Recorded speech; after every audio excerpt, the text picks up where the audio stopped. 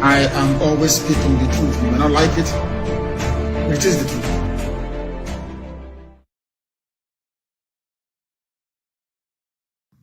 My name is Nnamdi Kanu. I am the leader of the indigenous people of Biafra. That name that strikes fear into the heart of the Fulani Janjaweed. When they hear IPOB, they start having nightmares. I lead that very movement. Movement of the children of light. And have we not brought enlightenment to all the people? This very movement that heaven ordained must free the whole of Nigeria. Everybody must be free.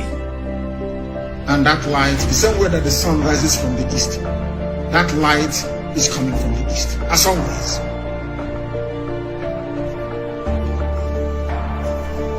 I am the director of Radio Biafra and Biafra Television. God gave me another assignment this year, it seems. Not only to serve the wonderful people of Biafra, but also to serve the brave youths of Nigeria. And that is what I'm doing this evening. And will continue to do until everybody is free. Until every corrupt politician is either in the grave because they'll be hanged or they are in prison. The difference between some of you and us is that we say something and we do it. You keep muttering and bumbling. No, things are bad, oh. Oh, things are bad, oh. Here, we make our dreams become a reality. Not because we have any strength. Not because we are better than any other person, but because Elohim is on the throne. I am always speaking the truth. You may not like it, but it is the truth.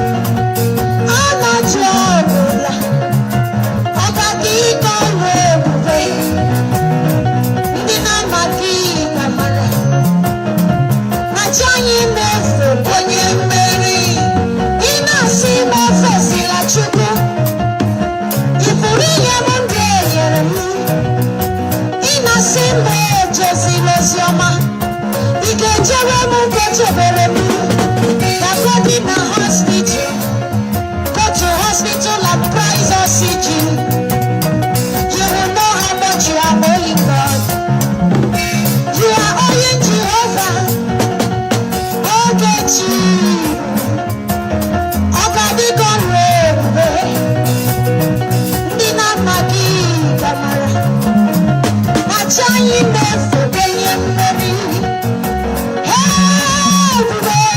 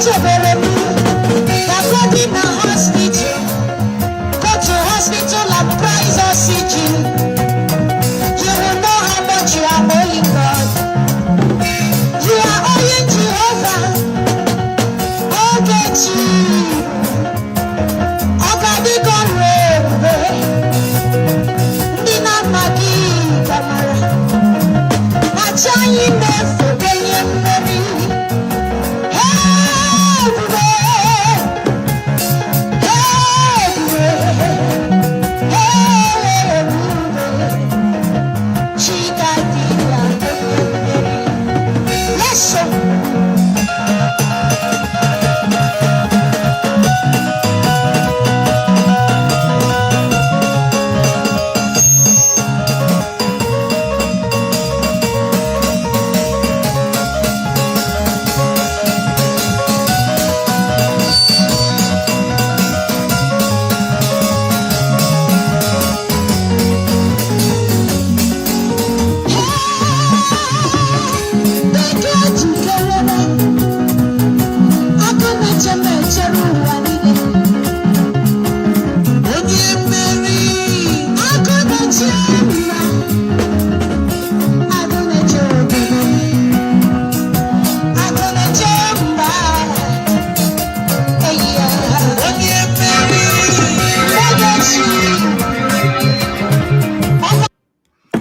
Good evening, wonderful people, great Biafrans, lovers of freedom, our Ududuwa brethren, and very soon, the freedom fighters that will emerge from the Middle Belt. I welcome each and every one of you to this very special broadcast. I am well aware that given what has transpired in the past few days, that the whole world is listening to us. Those that run Twitter are listening to us. Even those that run Facebook as well, they are listening to us this very evening because we are broadcasting live and direct to the entirety of humanity on a multitude of platforms. We are live on Twitter, believe it or not. We are broadcasting live on Twitter. We are live on Instagram. We are also live on YouTube. We are live on FM in Biafra land. We are live on IPOB Community Radio. We are live on Radio Biafra app. We are on satellite. We are on Biafra television and a whole host of others. I am also on my private Facebook page. I do not want to advertise it too much because if I do, believe you me, they will do all their best to try to shut it down because Facebook in Nigeria is in the pocket of the tyrants and the pocket of the bullies, in the pocket of the Fulani Janjaweed. And that is the reason why we must do everything humanly possible within our powers to ensure that the whole world listens to what we are saying because our message is unmistakable. It is very, very clear. It is about the restoration of the kingdom of heaven upon the face of this very earth, for which we owe no soul an apology. Good morning, good afternoon, good evening, and good night to some of you. Wherever you are in the world, as long as you have an internet-enabled device, you ought and should be able to listen to us. And please, I welcome you this very evening from where I am. Endeavor to welcome other people as well, especially your friends, your family, those that you wish were born elsewhere, but not in the damnable contraption called the Zoological Republic of Nigeria. The time now is exactly 8 minutes past 7 p.m. in the sacred land of Biafra, and by the same number of minutes past the top of the hour, regardless of where you are.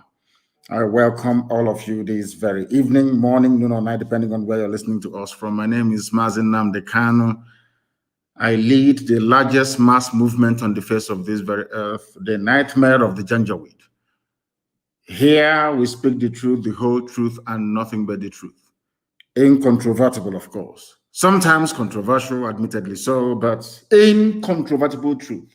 That is what we preach on this very noble platform. I'm sure right now in Abuja, everywhere is at a standstill. If you go to Aso Rock now, most of them are on B-codeine. Some of them are on ibuprofen. Some of them are on painkillers. Some are even taking hard drugs, I'm telling you the truth. Because they cannot fathom, they cannot understand, they cannot comprehend our tenacity, our determination, and our doggedness. They understand that very clearly. I am the director of Radio Biafra and Biafra Television, and by the very special grace of the Most High Elohim in heaven, a servant of the wonderful people of Biafra. We have gone past the stage of lamentation. We no longer lament. They kill us, they invade our homes, they do everything humanly possible to dehumanize us. But we are carrying on regardless because we are, quite frankly, unstoppable. They are incapable of stopping us. That is why this evening, regardless of where you are, you must participate. Get your pen and your paper ready. If you're a Janjaweed, you get your chalk and your slate. Because this evening we are going to lecture, we're going to teach, we're going to enlighten, we are going to bring knowledge to you. And if you are discerning, if you are the discerning type, believe you me, you ought and should be able to learn a lot this very evening.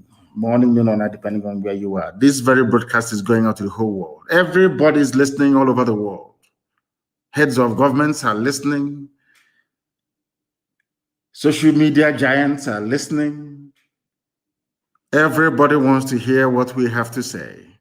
It is a gospel, a message given to us from heaven itself, and we must preach it to the living. First of all, before we proceed, you must understand that we are in a season of prayer with intermittent fasting now and again. We are reading the book of Psalm from number 1 to 150. Today is our 7th day, and I am going to pray my prayer this evening as it is customary for us to do on this noble platform. And I'm going to pray the prayer of David from the book of Psalm, chapter 7. And I will pray in English because a lot of people are listening all over the world. I mean, a lot, millions are listening all over the world. And I want them to follow our proceedings this very evening. Very, very critical, very, very important that we do so. O Lord, my God, the creator of the heavens and the earth, we take refuge in you. Save and deliver us from all that pursue us. Because if you look away from us, they will tear us apart like a lion and rip us to pieces with no one to rescue us. Because the world is against Biafra for no reason. We are hated, we are despised for no discernible reason. Only thee, O Lord God Almighty in heaven, is our Savior, not man. You must come to our rescue because you are our Lord and you are our God.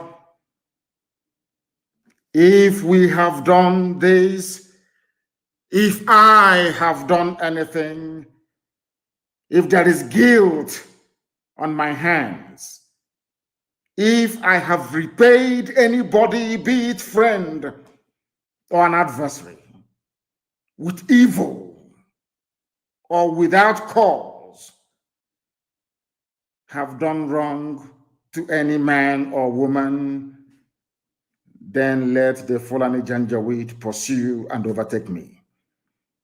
Let them trample down my life to the ground and make me sleep in the dust. Arise, O Elohim, Adonai El Shaddai, in your anger, rise up against the rage of the Fulani Janjaweed Caliphate and the Zoological Republic. You will rise and you will fight for your children. You will awake, O Heavenly Father, Lord God Almighty, the creator of the heavens and the earth, the owner of the universe, for you must decree justice. Let your children and all men and of goodwill gather around you while you sit on top of your throne in the highest of the heavens, the habitation that only thee can ever occupy. Only you, O Heavenly Father, will judge the people. You will vindicate me, O Lord, you will vindicate IPOB, you will vindicate your children of Biafra, according to our righteousness, according to our integrity. O Most High, bring an end to the violence of the wicked. Bring an end to Fulani Janjaweed violence in our land. Bring an end to their abductions. Bring an end to their kidnappings. Bring an end to their extrajudicial slaughter of the innocent. Bring an end to their forced conversion of Christians into Islam. Bring to an end their mediocrity. Bring to an end their senseless feudal rule. Bring to an end their evil and their deception.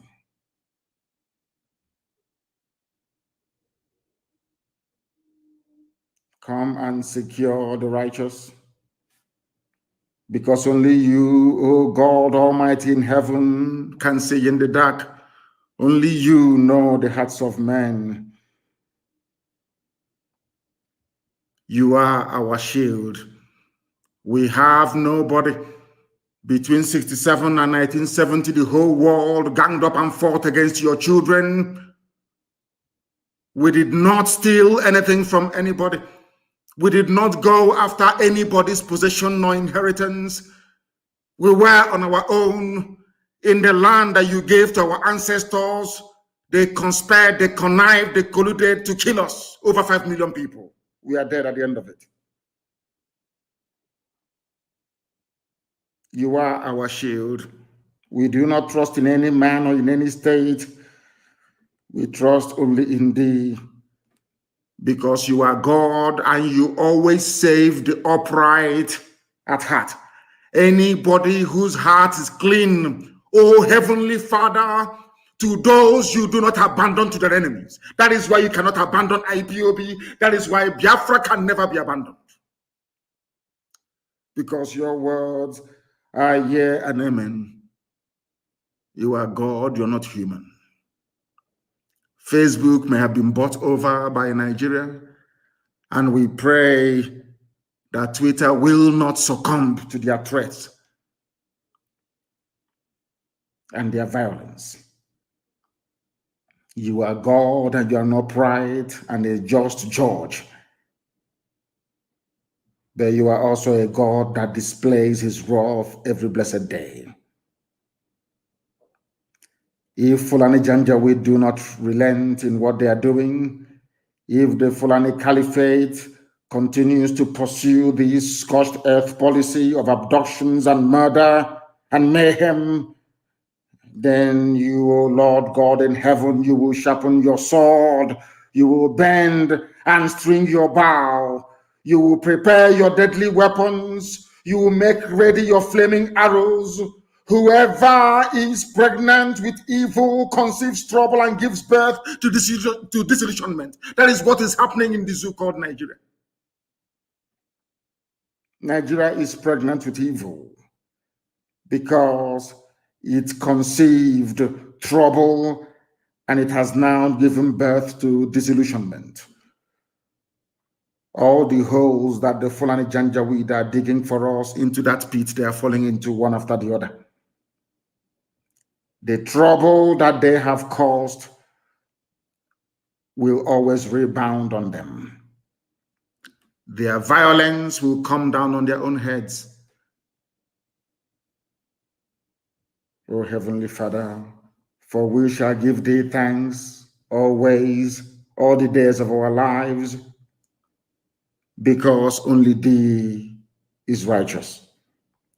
We shall sing songs of praise unto your holy name, O Most High.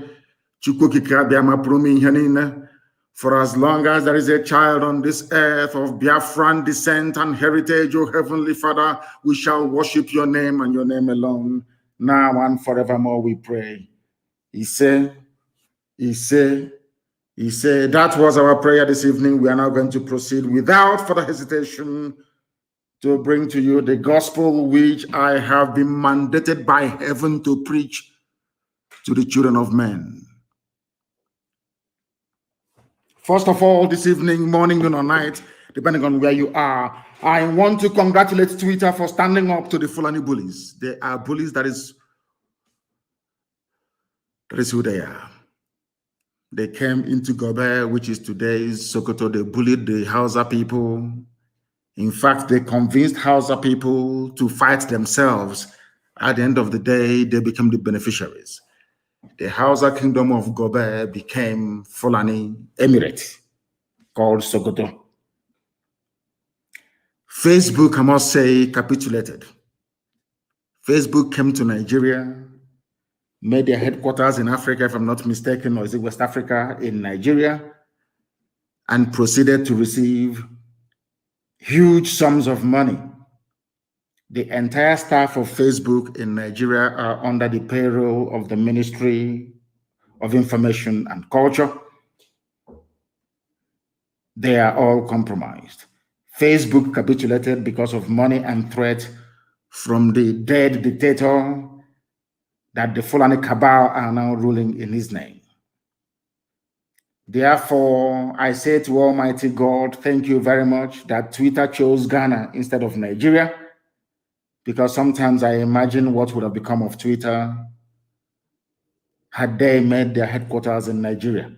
By now, I am sure Lai Mohammed, the entire Fulani Caliphate, awash with vast sums of money, would have bribed the entire staff of Twitter as they did to Facebook.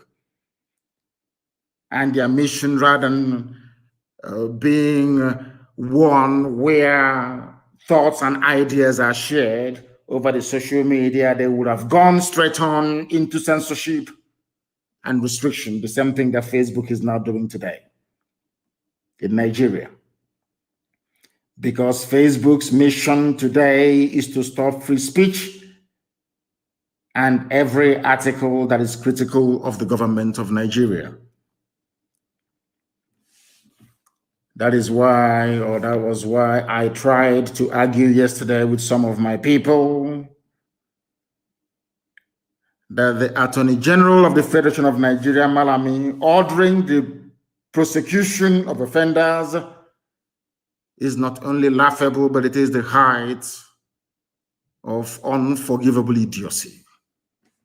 Before we came on air, my good friend Fani Kayode and a few other people like Obi Ezekwesili and ex-governor of Ekiti, Fayoshe, they tweeted and damned the consequences, because Twitter ban in Nigeria cannot be effective because it is not backed up by the full weight of the law.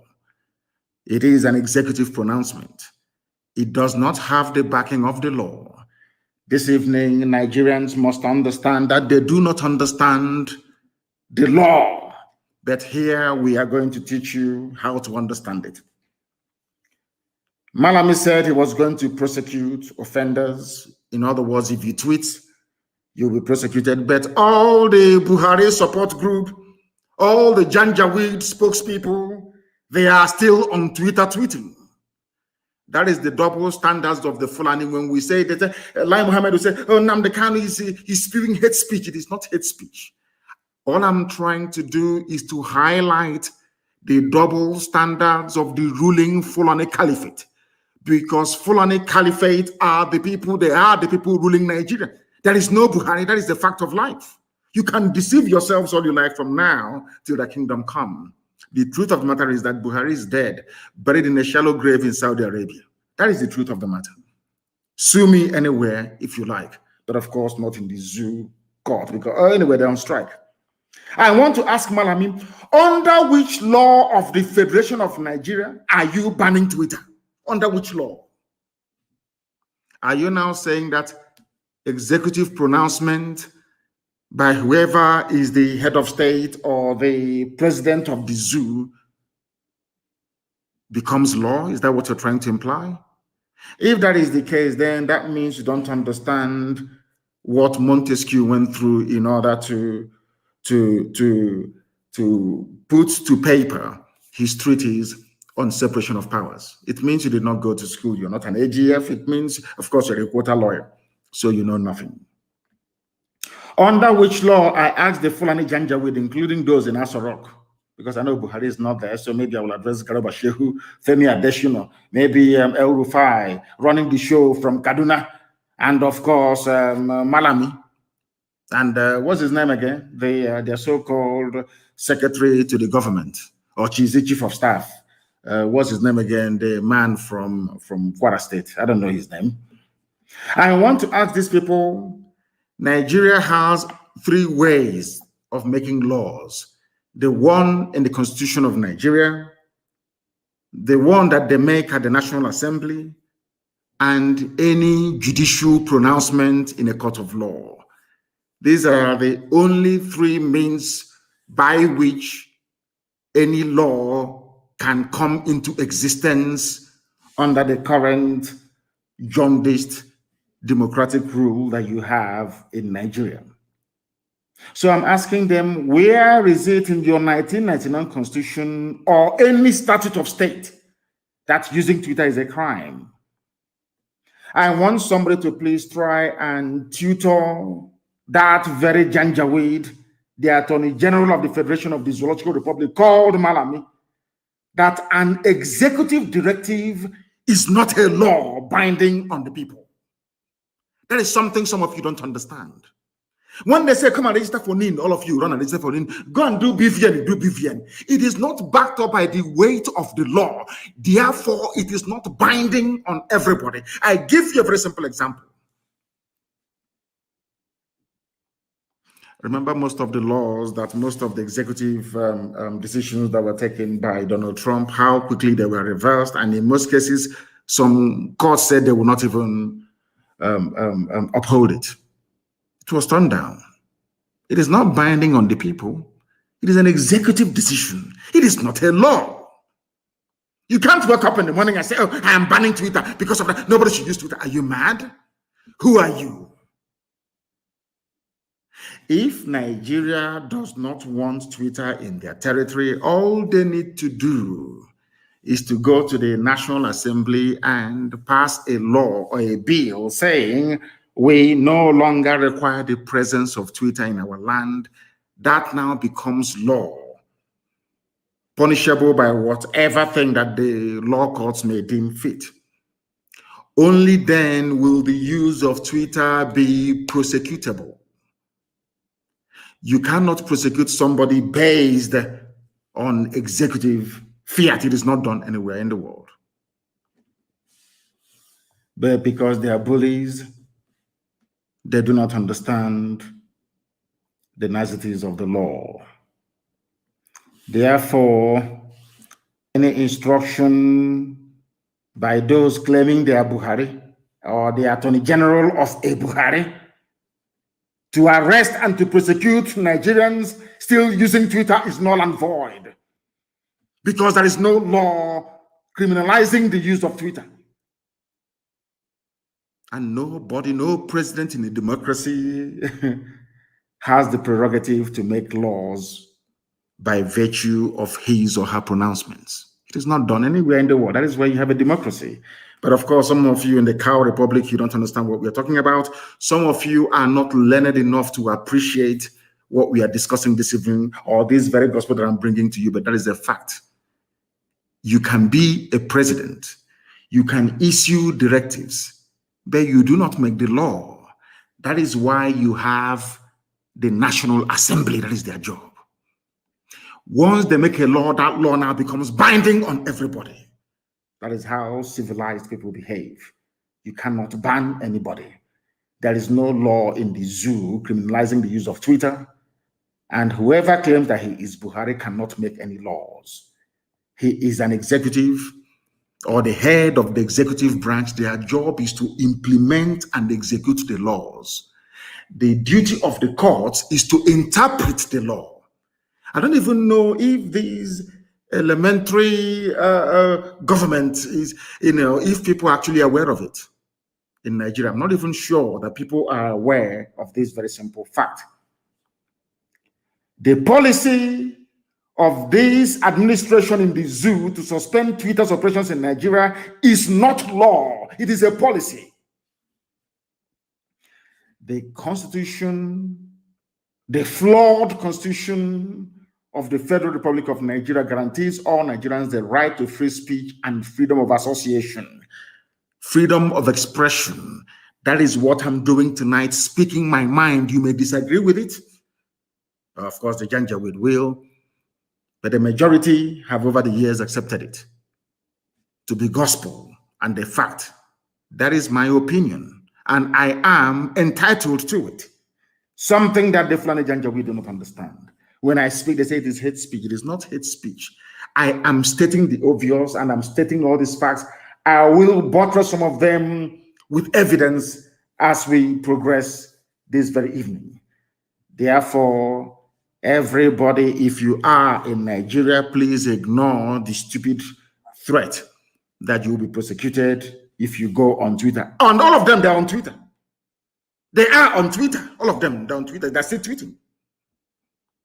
When they call me all manner of names, when they were calling IPOB miscreants, they called us every vile name under the sun, nobody complained of hate speech. When that fool on bleaching cream with 2 dots on his forehead were writing nonsense and calling me names, nobody pulled his tweets down. Nobody complained. Not at all. I don't complain because I take as much as I give, so I don't complain. People are entitled to the opinion. And I don't expect everybody to agree with me all the time. It is impossible. These people, because we stood up to them, because IPOB said enough is enough, because we formed Eastern Security Network to safeguard our land, our forest, and our bushes and our farmlands for our people to go and farm, because we said to Fulani, you cannot conquer this land of the ancients. That is the only crime we committed. That is the only crime we committed. They went overboard. We are going to speak in the language you will understand. But Boko Haram, ISIS in West Africa, Ansaru, Miyetti Allah, Fulani foreign bandits, Fulani local bandits, Fulani terrorists in general, Al-Qaeda in the Maghreb. These are all terror franchise run by Fulani people in Nigeria. That is a fact. It is not hate speech. It is a fact. These people in Aso Rock never spoke the language that Boko Haram understood. They never spoke the language that Fulani headsmen, the same people. What I find astonishing is that these people, they will ignore the timber, the tree in their own eyes, and they'll be looking for a tiny speck of dust in your own. I want to ask Fulani Janjaweed,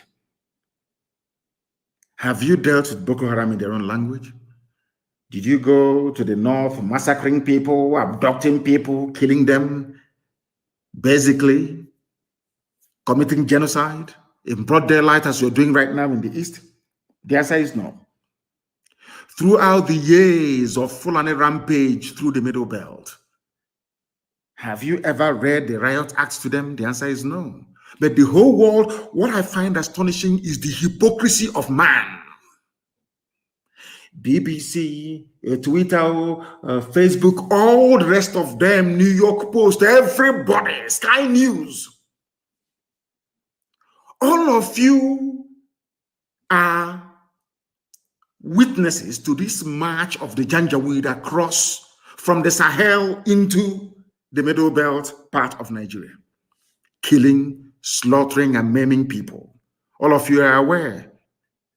Nobody will ever say to Garba Shehu, why did you not read riot acts to Boko Haram, to Fulani, your fellow Miyetti Allah, that you gave 100 billion to?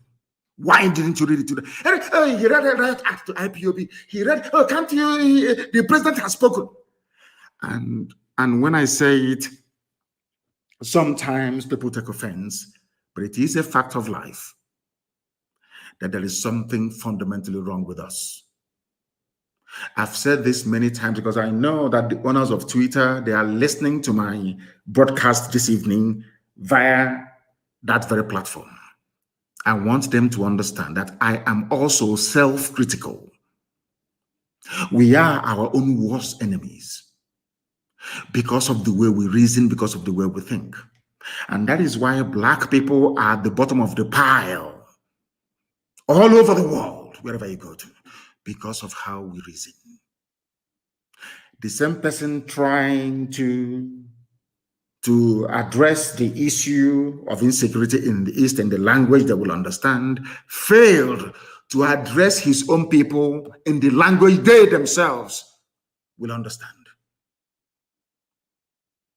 Now, I believe that you're following what I'm saying. Please pay very close attention.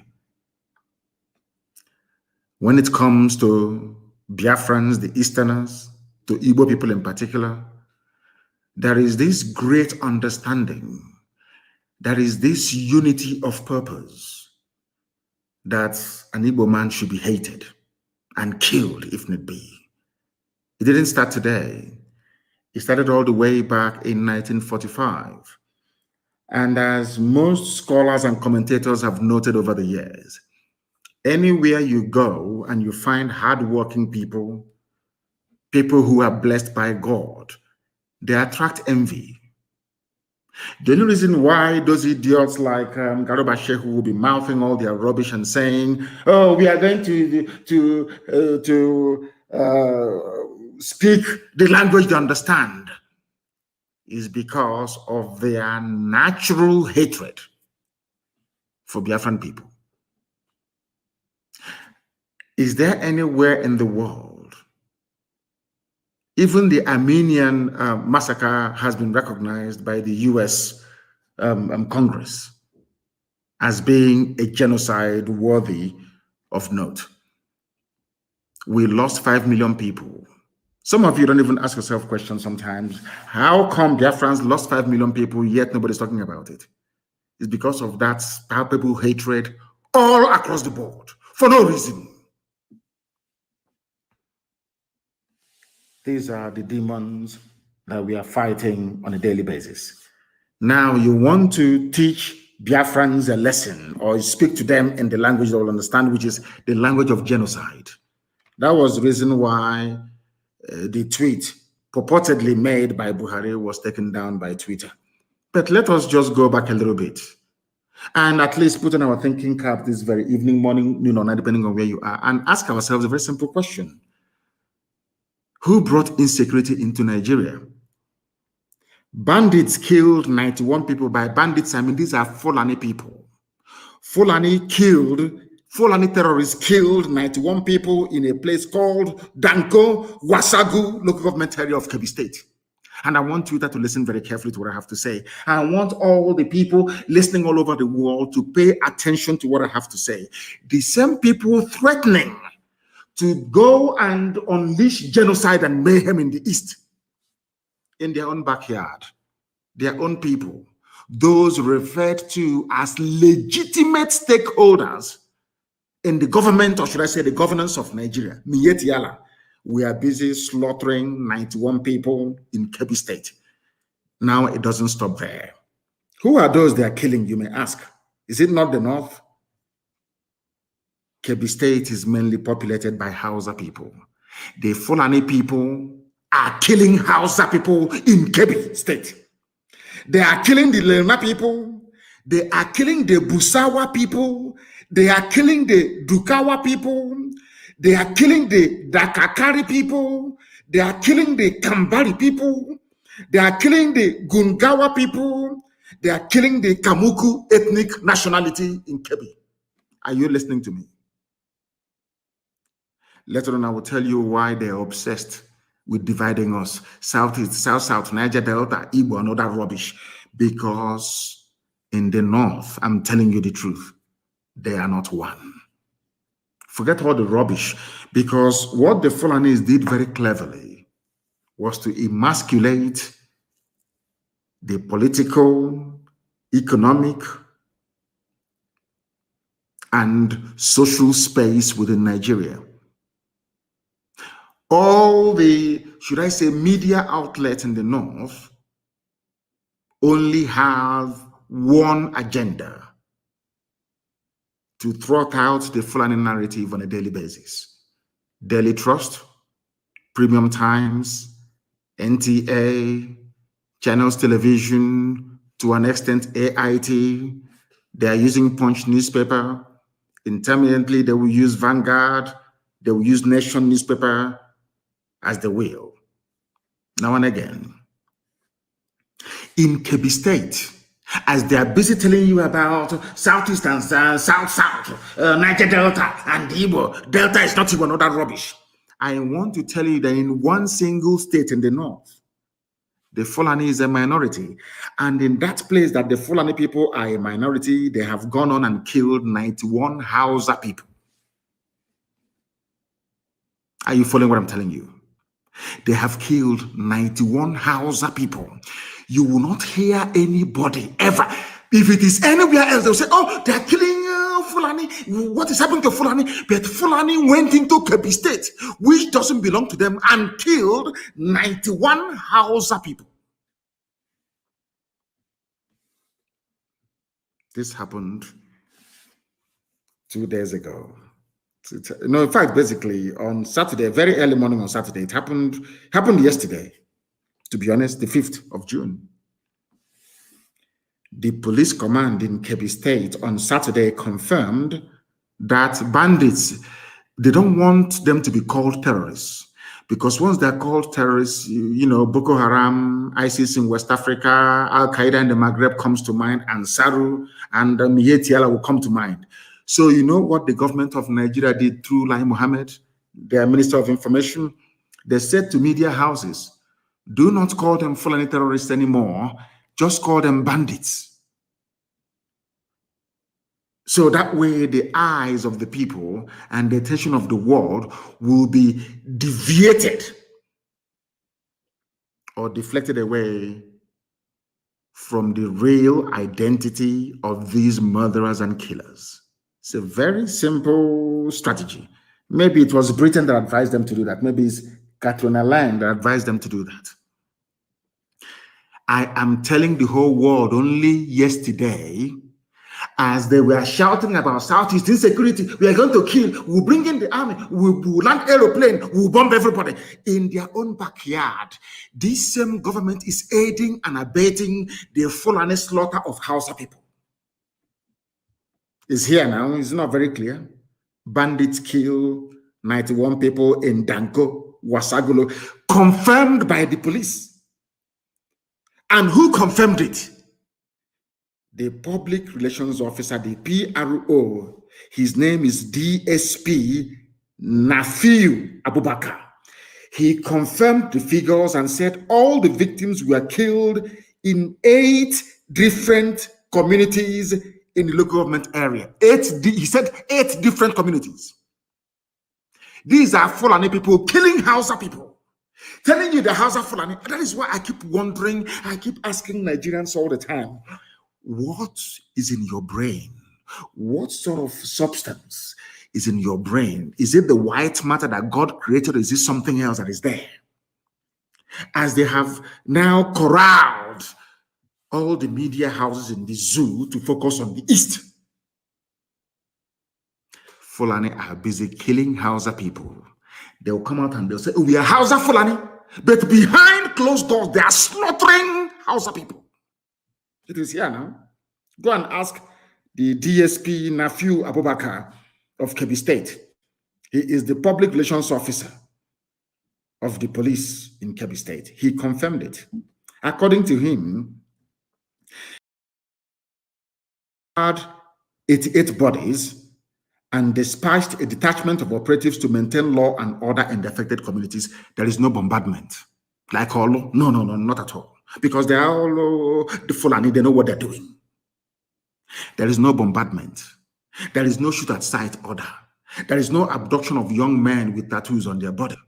No rape of women. No, not at all. This is in a state where 88 Hausa people were slaughtered by Fulani terrorists.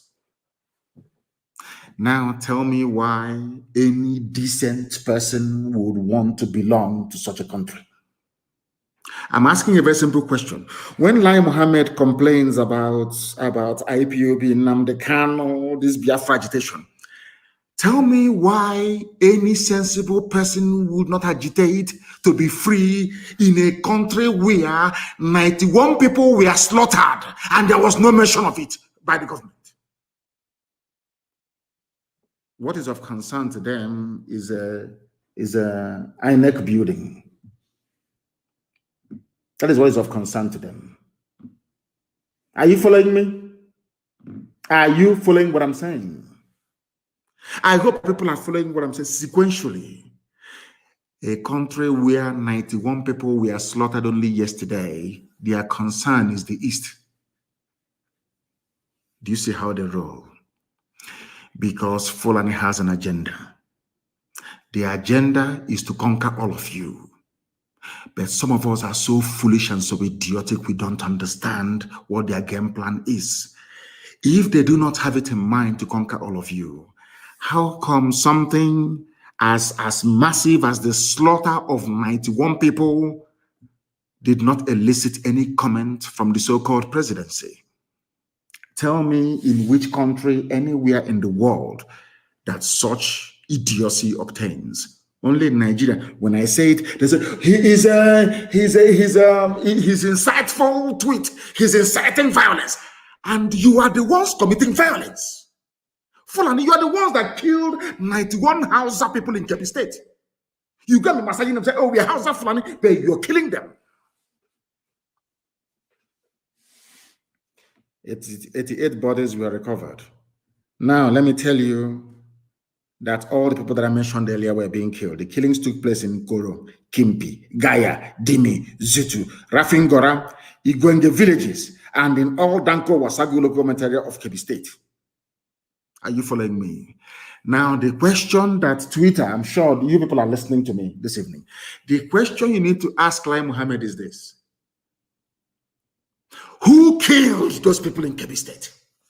What is their identity?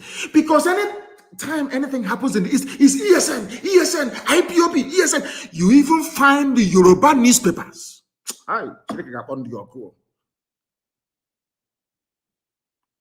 Without any investigation, they will say it's IPOB, ESN, IPOB, ESN.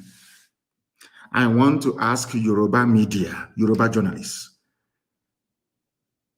you evil people, have you ever wondered or asked yourselves the people behind the slaughter of the innocent in Kebbi State? Why couldn't you say it's Mieti Allah? The way you quickly say is IPOB, is ESN. It is that hatred. It is in your bone marrow. You cannot get rid of it. I am not talking about the freedom fighters we have in Yoruba land. I am talking about their journalists. Journalism from Yoruba land is pure venom, designed to paralyze your thinking faculties and to render you useless. By the time they are done with you, Fulani will just walk you over. I want to ask Yoruba newspapers, how come you are saying it is bandits that kill people in Kebbi State, whereas anything that happens in the East is ESN, IPOB? Why? Do you see why I hate Nigeria? Do you see why I agitate for Biafra? Because you hate me for no reason, for speaking the truth. That is the only, you hate me for no reason. Then why should I not seek a country of my own? Given the level of hatred you have towards us. Daily Trust newspaper will be somewhere in Kaduna. Something will happen maybe in Okigwe, and he will write this IPOB ESN. He has never been to Okigwe before. I want the world to listen to what I'm saying, to understand the level of hatred directed towards Igbo Biafrans especially. To all Biafrans anyway. The other ones, they are treating them as if they are normal, but of course they are not. Fulani killed Hausa people. The same newspaper is writing Hausa Fulani, Hausa Fulani. I want to ask the whole world tonight, who are the people responsible for the killing of 91 Hausa people in Kebbi State? The answer is Fulani. And they know, but they are terrified to write the truth. They are terrified to speak the truth. That is why I cannot be in the same country with you people. You people are evil. You are evil. You see evil and you support it. You keep your mouth shut. You want Tinubu to be president. And you are paying dearly for these mistakes you're making. As we proceed, I'm going to bring to the attention of the world the damage that Yoruba journalism has done to Yoruba people. I will prove it tonight. On this noble platform, what we preach is the truth. You may not like it, but if you go back and reflect upon everything that I say, you will come to the realization that it is the truth. The whole truth and nothing but the truth. You may not like the way I deliver it. I give you that. I'm not too bothered about it. But ask yourself this question. Is Nnamdi Kanu speaking the truth? This evening, am I preaching the truth or not? Why is it anytime something happens without proper investigation, it is IPOB or ESN? But only yesterday, all of you in the zoo called Nigeria, you reported the massacre that took place in Kebbi State. My simple question tonight is to Punch newspaper, to Nation newspaper, to Vanguard, all the rest of you that are basically trotting out the Fulani narrative every blessed day. I want to ask a simple question. Who are the perpetrators of that heinous crime in Kebbi State? Once you answer it truthfully, you will now understand why I am pursuing a sovereign state of Biafra. Because all of you are hypocrites. I want also, Twitter, you're listening to me because they want to listen. Lai Mohammed told them, go and listen to him. You hear his hate-filled speech tonight, and you ban him on Twitter as they bribed Facebook to try and suppress my page. And Twitter, you're listening. My happiness is that Twitter is owned by a white man. And white people are more objective when it comes to issues of this very nature. I don't want to go into the background of Mark Zuckerberg. That will take care of itself in time to come. But I'm sure that the owner of Twitter is a white man. So he is bound to be objective, at least. I want to also let the whole world understand what is happening in the north, in Fulani-controlled northern part of Nigeria. The core north, I call them the Arewa, the Janjaweed frontier of the north. What is happening? Do you know that Islamic leaders who are Fulani people are abducting Hausa people who are Christians and forcibly converting them to Islam and forcibly marrying them off to whoever that wants to take a Hausa Christian bride? Are you aware of that? No, you're not aware of it. Because some of you erroneously think that in the north, they're all Muslims. Is that what you're thinking? No, you're wrong. Islam is in the minority in the north. You'll be shocked to know this. Now, let me explain something to you. And I must thank Inter-Society for bringing this to the attention of the world. Because they actually called for the prosecution of some Islamic leaders in Katsina State. The same state that they claim the dead Buhari, whoever is there, comes from. Answering Buhari. Of course, the late Buhari comes from Katsina. Do you know what they're doing in Katsina State? Fulani Caliphate Islamic people there are kidnapping people, young women, most of them Hausa Christians, and forcibly converting them to Islam. It may sound far-fetched, but it is true. And I'm going to shock most of you this evening. There is a group in the north. They are called the Hausa Christian Foundation. HACFO, HACFO for short.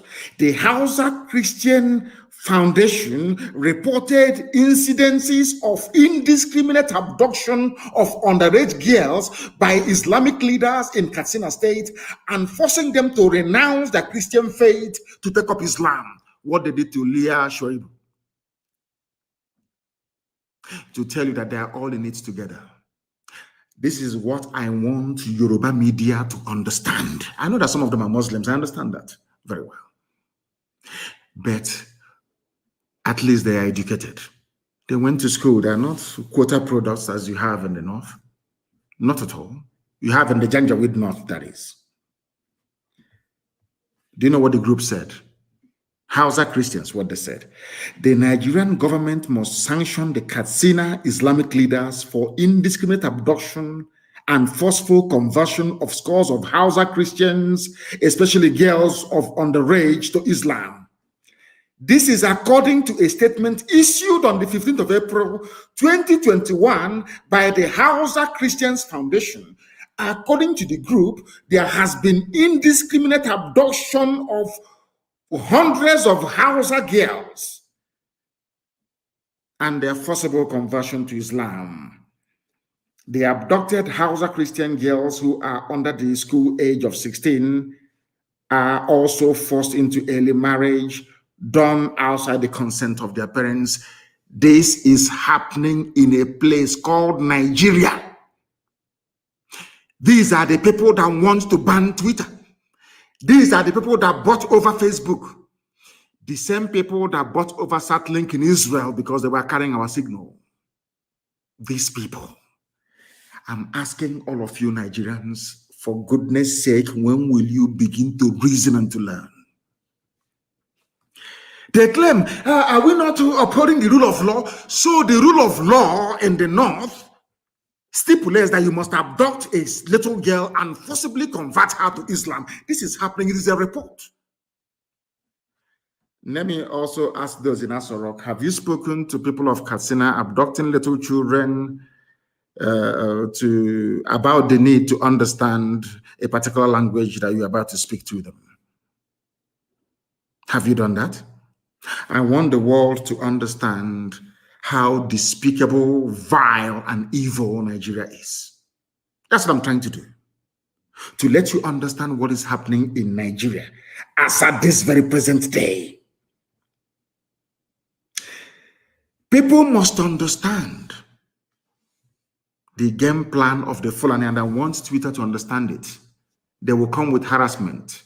They will try to buy shares in Twitter. They will try to impose their own people as directors of the board of Twitter. They will try to get you to change your policies towards Nigeria because the Fulanis have a long-term goal. They know what they're looking for. They want the total Fulanization and Islamization of the geopolitical space called Nigeria. That's what they want. And they will never stop until they get it. They will never ever stop. This is something that I want Yoruba people to understand. This is something I want Middle Belt on. In Middle Belt, you'll be taken. You'll be swallowed alive. I'm telling you, you will be taken. The only reason why this demonic Fulanization is not in full swing is because of the activities of IPOB and Eastern Security Network. That's what is stopping them. If not, by now, we would all be gunners. The time now is 5 minutes to 8 p.m. in the land of Biafra. We are live and we are direct. It is also the same number, say 3 minutes to the top of the hour, regardless of where you are. We are preaching a gospel that heaven asks us to speak and to preach about this very evening, and we must do so. People are saying, ESN, IPO, not people anyway, of course, the Janjaweed and those that hate Biafrans, naturally, that's what they always do. They've been doing it since 1945. It's not new. The demonization of the East didn't start today. It's since 1945. And it's never going to stop. Even when we get our Biafra, it will never ever stop. It is inbred. How did we get to where we are today? I want to ask, people must listen very attentively, please. I want to ask the whole world. You're talking about ESN, you're talking about IPOB, agitation and all that rubbish, the way we speak, our violent thought. I want to ask the whole world, please. How did we get to where we are today? Number one question, I want to ask the Zoo media, Nigerian journalists. In 2014, what did IPOB do to warrant the massacre of people in Onitsha and the Enugu? I hasten to add. In 2015, let me also ask, what did we do to deserve being massacred on October and November of 2015? People talk about Nigeria as if it is one normal country or nation. No, it is not. Nigeria is a gangland. It is run by gangsters, basically, masquerading as politicians. This is something that Twitter must understand. The world must understand it. It is a fact. Let me ask you. You see the Shia people, Shia Muslims of El Zagzagi. What did they do to deserve to be massacred in Zaria? Were they violent? Were they carrying arms? Let me leave Shia. Let me come to IPOB once again. In 2016, I was in detention. I was in detention in Abuja. People gathered to remember 30th of May, 2016. We got together in a place called Mpo. or should I say at a place called Mbo, I have to be grammatically exact, to pray to remember the dead, exactly what we did a few days ago. Do you know what happened? I want the world to understand. I hope Twitter can follow what I'm saying. I want mankind to understand. On the 29th, on the evening of the 29th of May 2016, Nigerian Army, Nigerian Police went to a place called Mbo and killed over 1,000 people. Now you'll be wondering, what did they do? What's their crime? Their only crime was to gather together to try to remember those that died between 1967 and 1970. The army went there and shot over 1,000 people dead. Am I lying? Nigerian journalists, am I lying? After all, Amnesty published a report about it. A report was published by Amnesty International on this very massacre. I want to ask everybody then, was there any ESN, any arms anywhere? Was anybody carrying any guns or anything of that sort? It's only the flag. You shot people dead. Have you all forgotten? You zoo people, have you all forgotten what you did in 2016? Let us go to Aba. If you doubt me, go and look at the clip, and I want it everywhere tonight, please. The clip of that Al Jazeera journalist interviewing the late dead Buhari when the idiot was still alive. You know, sometimes I want to sound statesman-like, but it's not possible. I'm dealing with animals in a zoo. How can you wear a suit and you be playing with monkeys? It's not possible now. You'll get dirty. So it's better you take off everything now and be naked like them and be swimming in the mud. Isn't that the best thing to do? Sometimes I come on air and I want to sound very statesman-like, but it's not possible because we are dealing with vagabonds, to be honest with you. Why did I call them vagabonds? Listen to my reasons, please, before you castigate me. Those you massacred at Mpo in 2016, what did they do to you? Were they violent? Were they armed? Those that you criminalized for asking for self-determination, do you know that it is a deliberate policy of the Nigerian state with their neo-colonial handlers to be calling us secessionists? Sky News published an article a few days ago and called Sky News in the UK called IPOB a secessionist group. New York Post made the same mistake. Reuters, everybody calling us secessionists. Now, I want to ask them a simple question. Why is it that you don't refer to Scottish agitation for self-rule a secessionist movement?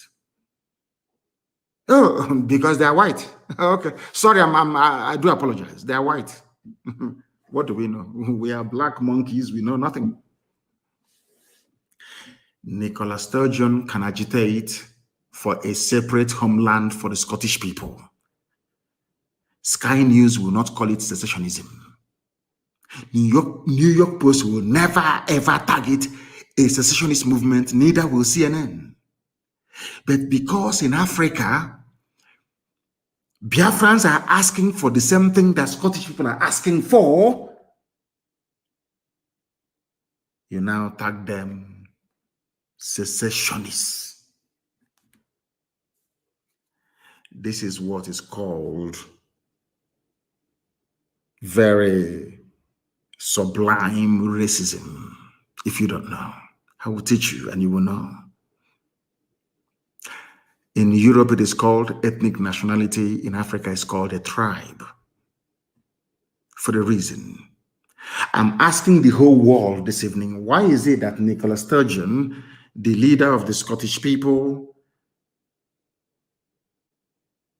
asking for Scottish independence makes her, they don't even have a name for her. If I ask for the something that Nicola Sturgeon is asking for, Nnamdi Kanu becomes a secessionist. How did we get to where we are today? Go and publish, please, everybody publish that very interview. I think it was Denise that was interviewing the late Buhari then. We were praying in Aba National High School in Aba. Twitter, are you listening to me? Before they ask you to ban me tomorrow morning. So you want to understand why we are upset, why we are angry, why we address Nigeria as a zoo. I'm not telling you the reason why, or should I say the reasons why. We gathered in Aba to pray, National High School in Aba to pray. These your newfound friends now, Nigerian police, they came, they opened fire and killed people. And I want to ask the Nigerian police that killed people, those playing inside National High School in Aba, were they carrying any guns? It's a simple question. Ibazu is that the governor of Abia State. All those people you shot dead, were they? In fact, they were even running away your position and killing them. You packed some of them, you thought they were dead, and you put them in a pit along Aba Iguacha Expressway, and you poured that seed on them. Luckily, one person survived that very ordeal. I hope that Yoruba journalists are listening to me tonight. I hope you're listening very carefully and attentively. You want to understand why we're upset? I'm not telling you why we're angry and why we want Biafra. You thought they were dead. You shot so many people dead. You packed their bodies and dumped them in a borrow pit. In order to make their identification impossible, you pour that seed on them, on their faces, to disfigure them. True or false? We have a survivor of that very ordeal, and his plight was well publicized. I even think that CNN even carried the news at some point. But you know one funny thing? Yoruba media never carried the news. But when one Nigeria, they wanted to be good Nigerians. We all need to be good, but they never carried the news of this grave injustice being done to a people. Are you following me? Why did we form Eastern Security Network? Why? You know, ESN, if you go now, ESN, the militant wing of IPOB, the armed wing of IPOB, that's what they're saying. That is why, to be honest with you, I don't give a damn who bans me or who doesn't. I don't give a toss. I must preach that which heaven have asked me to preach. How and why did we form Eastern Security Network? Why and how? What happened? Are you following me? What happened? We formed, I think his name is Jack and of Twitter. Jack, the reason why we formed Eastern Security Network was because our mothers were being raped when they go to the farm. Our daughters were being slaughtered, cut into pieces.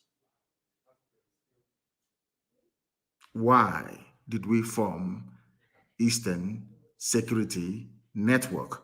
Because our mothers were being killed and raped in the farms, our fathers were being slaughtered. We can no longer go to the farm. Our forests and our bushes were unsafe. Was that not the reason why ESN was formed? I'm asking Yoruba journalists. Is it not the same reason why you formed Amoteku? Is that not the same reason why? Don't Amoteku carry pump action? Is Amoteku not armed? Is anybody remotely suggesting that Amoteku is the armed wing of Yoruba liberation movement? I'm asking this question. Now, the thing is, you people, you are Southerners, you are black people. Some of you are well-read. But what I don't understand is, why do you keep gravitating towards evil? Why do Yoruba journalists always want to support evil? I can't understand it for the life. I don't know why they do that. Amoteku is armed, clashing with Fulani headsmen in your forest. Is that not correct? Anytime we drive away Fulani from our forest, you now come back to us and tell us that we are armed wing of IPOB. Forgetting the reason why we formed it in the first place. What is happening in Oyo? There is massacre going on in Oyo. I'll get to that later on. Do you know my happiness today? Miyetti Allah opened their mouth and said, we are no longer in the southeast. That's what they said. And our people keep forgetting those that made it possible for these terrorists and murderers to leave our land. It is Eastern, it's because of Eastern Security Network. Eastern Security Network. That's the reason why. In case you don't know, IPOB made it possible. Do you know that it is only in the East, in Biafra land, that Miyetti Allah openly confessed and said, we no longer have a presence there in the whole of Nigeria. Only in Biafra land. Do you know why they said it? Because we drove them away from there. Eastern Security Network drove them away from there. Do you understand? They said, but insecurity has persisted, despite the fact that we are no longer in the East. This is Miyetti Allah, the fourth most deadly terrorist group in the world, in the whole world. And I want Twitter to understand what I'm saying tonight. The fourth most deadly terror group in the world is Fulani headsmen. According to the Global Terror Index. Go and Google it. The only place Fulani said we are no longer moving our cattle, raping and killing people is on Biafra land. And which people made it possible? Who are the ones that made it possible? Intellectual man, who made it possible? I'm asking you. Something that all of them couldn't have done. We formed ESN December of last year, and by May of the next year, Fulani confessed we are no longer in the southeast. Now tell me who is there killing people? Fulani soldiers, Fulani policemen, Fulani DSS. Because we defeated their foot soldiers, Miyetti Allah, they got upset. That is why you are seeing this level of disproportionate deployment of soldiers and police in the East. Fulani is upset. They have taken over parts of Yoruba land. they are comfortable. Can't you see that they are not worried about Yoruba agitation? They are not worried. They know where the problem is in the East. Are you following me? They are not in our forest, so if we find them, they are gone. They cannot be there, and they understand it. Fulani must know that we are more stubborn than they are. The only reason why it seems sometimes that Fulani, they have the leeway is because the Yorubas are afraid of them. Yoruba, not the Sunday Igbohos of this world, they are very brave. Not the Gani Adams of this world are very brave. Fani Kayode, given what has been, very brave. Fayoshe, a very brave man. Yinko Dumakin, my late friend, a very brave man. And of course, Paya Debanjo, very, very brave. When that man speaks, I want to borrow him and bring him down to the East. Paya Debanjo. They have brave people there. But the rest, I don't know. I have no idea. Today, what they are doing by attacking Twitter and buying over Facebook, they want to change the narrative. The Fulani Janjaweed, they want to change the narrative. Every blessed day, they want the world to believe that we in the East are the aggressors, that they are just the victims. And I want the world to ask them a simple question. Who were the sponsors and founders of Boko Haram? Who are the sponsors and founders of ISIS in West Africa? Before then, who are the founders and sponsors of Al-Qaeda in the Maghreb? Who are the sponsors of Ansarut? Who are the sponsors of Fulani headsmen, Miyetti Allah? Who are the sponsors of even the foreign bandits that I'm talking about? How many terror groups have I named for you now? All exclusively Fulani owned. Yet, their focus is in the East. I want the world to understand something today because all of you are listening. Nobody hates the police or the army anywhere in the world.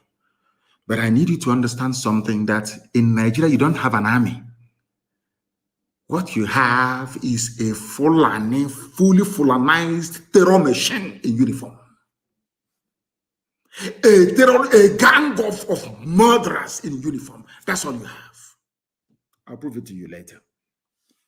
We are not going to allow the Fulani to change the narrative. That is why they're upset. They have managed to subdue everybody else in the zoo, apart from IPOB and ESN. They cannot, and they know they cannot. It doesn't matter how many people we lose. We don't care. We keep going. I lost my mom and my dad, and we are still marching on, aren't we? I lost 28 men, very close. We are still marching on. I lost a cousin at Hako to Nigerian army. We are still marching on. We are not going to stop. So you understand it very clearly. Now listen to me, please. The reason why anytime you see them, IPOB, what they're doing, they want to break the country. The elders must rise up and speak. All those fools. Let me tell you something you don't know. We are the way we are because you made us so. Your hatred for me is what conditioned me over the years to react to you the way that I'm reacting to you, because you are evil. Nigeria is an evil entity. Very, very satanic. You want to change the narrative. It's IPOB, they're the aggressors. I saw some women, was it yesterday?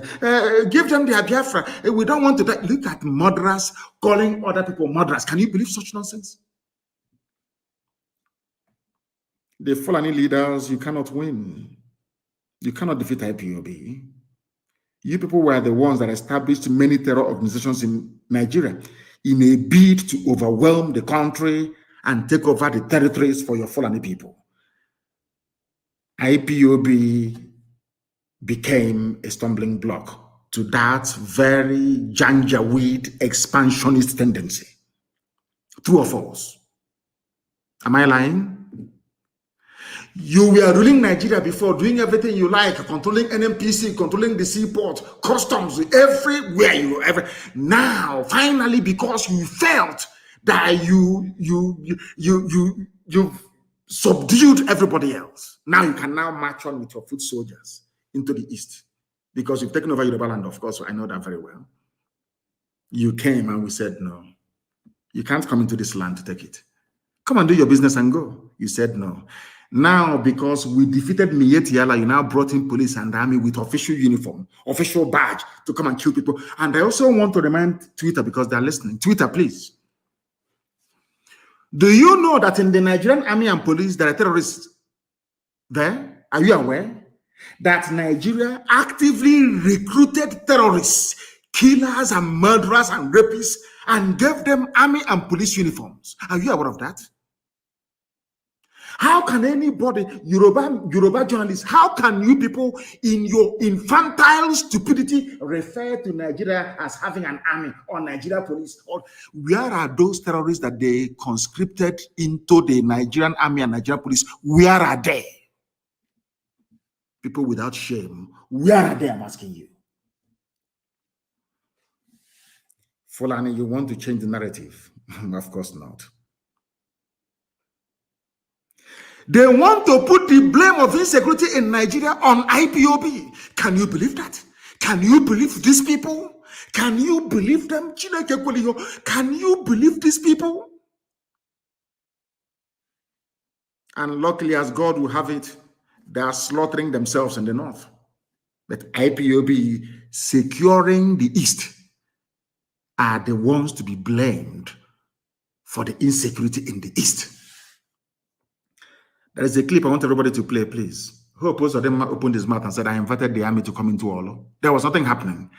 Fulani, the Hope Uzodinma gave Fulani land in Olo to do Ruga, Fulani settlement. And we said no. We drove the Fulani murderers and terrorists away.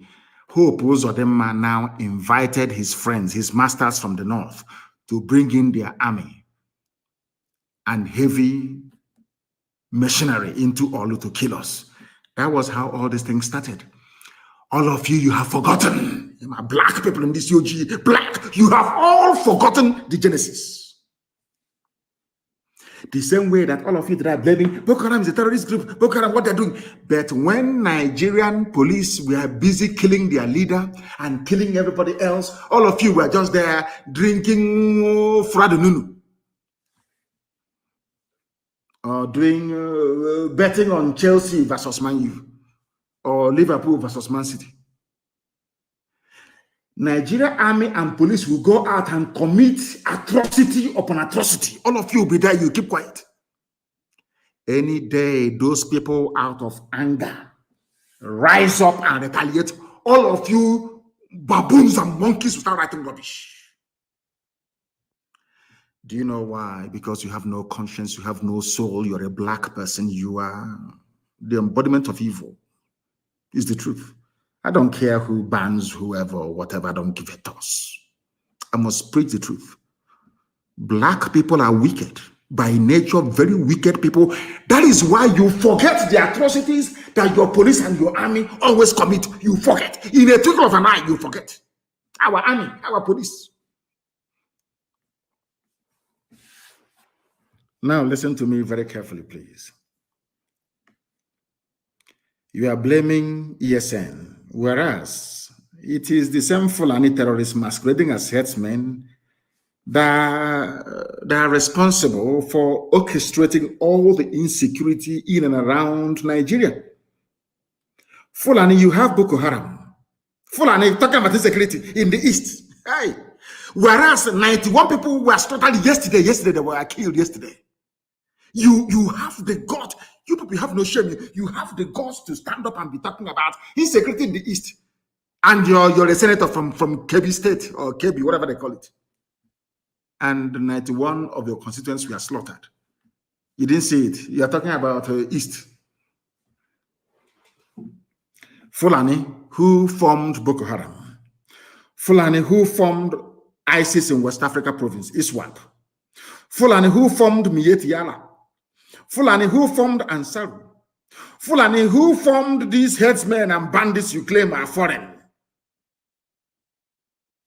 Fulani, who brought out murderers and killers and terrorists from prison and gave them military and police uniforms. It is you people. You have now spread them around the country, causing mayhem, abducting people from schools. These are the same place. Hi, these people. Fulani, you think everybody's as stupid as you are? You go, you kidnap students from their schools in the north, you get ransom, you buy more arms, you embolden yourselves. You have the guts to conduct a live press conference talking about insecurity in the east. Don't people have shame? Anyway, you don't. Who are the bandits, or should I say terrorists, taking hostages of school children and demanding ransom? Are they not Miyetti Allah, Miyetti, the chief negotiator? Who are the people destroying farms, raping and killing their victims daily around Nigeria? Fulani. Fulani. You know what? How they manage to convince some of you is what I find astonishing. Despite the overwhelming evidence, how they manage to convince you people that they mean well for you is something I can't understand. It was in Nigeria that I discovered the reason why the black race were enslaved and colonized at the same time. After slavery came colonization. After colonization, now we are in the era of neo-colonization. If you want to know why a black man is easier to control than an animal, come to Nigeria, you will see it. You see, Punch newspaper is a Yoruba newspaper. Tribune is Yoruba. Nation is Yoruba.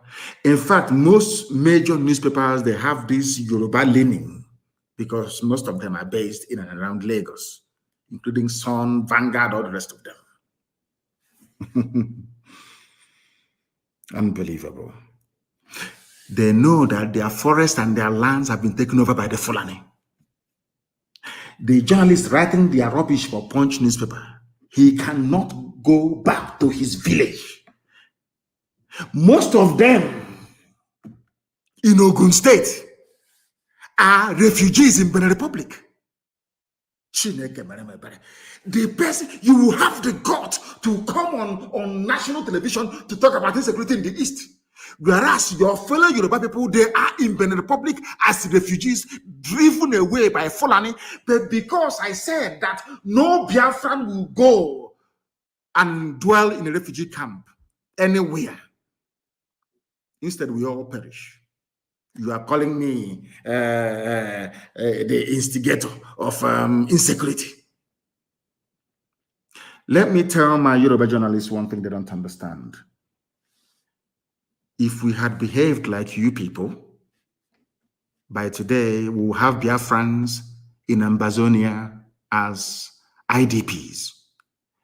If we had allowed the Fulani to come into us playing this one Nigeria, good one Nigerian card, our land and our forests would have been taken over by the Fulani the same way they have now taken over swathes of Yoruba land. Are you following? In your land, the Fulani people are massacring you. In our land, it is there. We have defeated their foot soldiers. They now brought in, gave them army uniform, official army uniform, to come to kill in our land. That's what we are facing now. Because the Fulanis, they think they're clever, but they're not. One day we'll get one terrorist with uniform, and we will show the whole world what they have been doing. Fulani terrorists are everywhere, you must understand. They are the military and the police. Nigeria has no military, it has no police. What you have are terrorists, Fulani terrorists in uniform. That's what you have. No Fulani leader. I have never come across any Fulani leader condemn Miyetti Allah. Never, ever, ever. But one of them, the East must speak up. Silence is no longer golden. Speak up now. Speak up now. Have you ever spoken up against Miyetti Allah? Have you spoken in the past against them?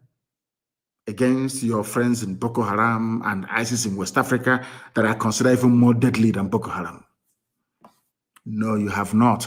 But you want Eastern leaders to rise up and speak against those that drove away your terrorists from our forests. Does that make any sense to you? Of course not. No Fulani leader has ever condemned what their people are doing. The same people are today threatening us. Fulani rulers with genocide. Activities of ESN is the reason why we are coming. You are angry because we defeated your foot soldiers in the forest. We drove you terrorists away from our land. That is why you're upset. Once in a while, you give them uniform, army uniform to come and kill people. That's all you do. Any day we respond now, we capture them or we kill them, you run to Twitter. Can you see they're killing Nigerian soldiers and the police, our security architecture? But you cannot speak the truth by telling the whole world that these same people were once terrorists, or are still all terrorists even till now. Do you understand what I'm saying? Do you see why we are agitating for Biafra? Why we don't believe in Nigeria? Why Nigeria will be destroyed beyond repair? Because Nigeria is a criminal enclave. It is not a nation, it's not a country. It's a place full of black people who cannot reason properly. It's as simple as that. Because if you can reason properly, please, you can see the handwriting on the wall. Who are the terrorists in Nigeria? Who brought insecurity into Nigeria? Is it not the Fulani? Without Fulani people raping and killing in our land, also one, in case you have forgotten, Nimbo, in case you have forgotten, in Ebonyi, in Cross River, in rivers everywhere, they were killing, pillaging, raping, and looting. Have you all forgotten why ESN came? You have all cleverly forgotten. Black people, this UG. And they are so-called political elites. Everybody wants to be politically correct.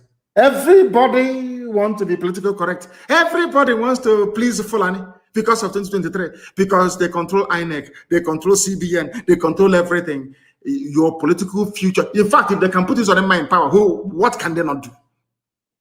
All of you were there claiming this is our nation, Nigeria, without shame. You people, you disgust me. Supreme Court of Nigeria imposed a ban on the people of Imo. a man that came forth during election. He was imposed. And they asked Supreme Court of Nigeria, where did you get all this number of voters, given the fact that INEC register doesn't tally with the figures you're pronouncing? And by law, the same INEC they claimed they met a few days ago, we are not happy. Our offices are being burnt. What is happening now is not good. The same INEC that you charged by law to conduct elections went to Supreme Court and said to the judges, the figures you're using, they are wrong. The judges said our decision is final. Hope Uzodinma is the governor of Imo State. And you want people to accept that rubbish? You must be mad. You must be mad. What we are doing is to teach the next generation how to defend their lives. ESN was born out of the need for self-defense. And we have done a very marvelous job. That even Miyetti Allah confessed. Anywhere you see people claiming they're Fulani, these are terrorists that they brought in and gave them uniform to go and kill. That's all. To go and kill. And I want Yoruba media to listen to me very attentively now, please.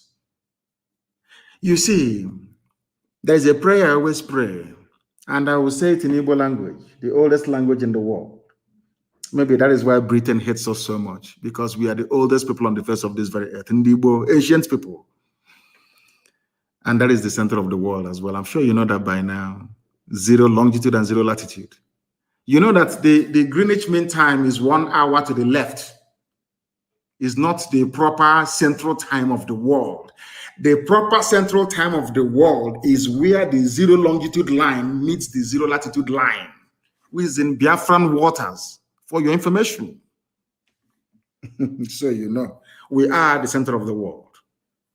That's why we have in H-O-W, the very first place that the light of God had to shine on this very earth.